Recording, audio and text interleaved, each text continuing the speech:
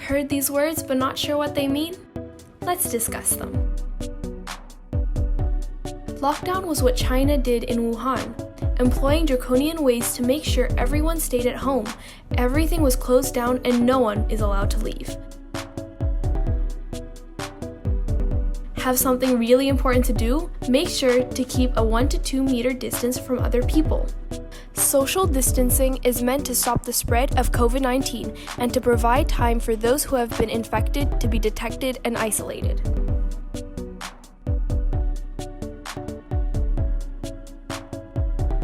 By definition, herd immunity is a situation where enough people have contracted a virus and those who survived are already resistant to the virus. Thus, the spread of the virus can stop naturally since not enough people are able to transmit it. Now, let's stop and think about it for a minute. The key word in the definition of herd immunity is survived. But here's the catch. We still aren't sure that someone who has contracted COVID-19 and survives will then be immune to the virus. Another catch? COVID-19 might easily mutate, just like the flu virus as we know.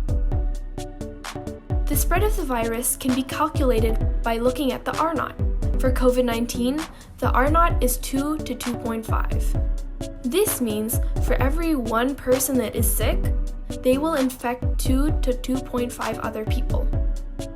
Now, using the R0, we can count how many people need to contract COVID-19 to achieve herd immunity. The higher the R0, the more people are needed. For COVID-19, the CDC, Center for Disease Control, have said that the number is 65%. 65% of the population need to contract COVID-19 to achieve herd immunity. Are you sure that all 65% are going to survive? Now, let's look at this number in the context of your own country. This is the Indonesian context. Do we have the capability to provide medical care to that many people? So we're back to square one, I guess. Social distancing.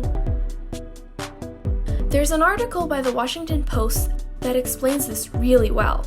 If you don't feel up to reading the article, you can also watch the summary that has been translated into Indonesian and explained by @Edward Suhadi on Instagram. The point is, even if 65% of us are going to get it, we need to make sure we slow down the spread so that we can take turns getting sick rather than getting sick all at once.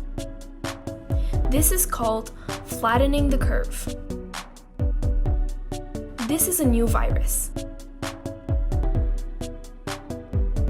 Epidemiologists, healthcare workers, and all the experts are working hard to try and find a solution, both in terms of finding the most effective treatment and to develop a vaccine. But that takes time,